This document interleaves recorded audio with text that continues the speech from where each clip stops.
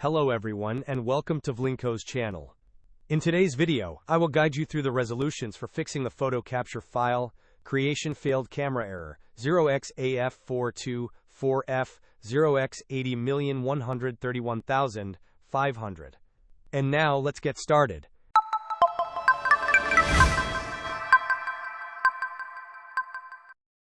The first solution involves checking your camera privacy settings.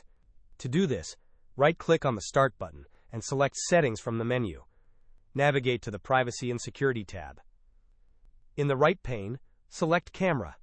Ensure that both the switch for camera access and the option to let apps access your camera are turned on. The next step is to reset the camera app. Search for Camera in the Windows search bar.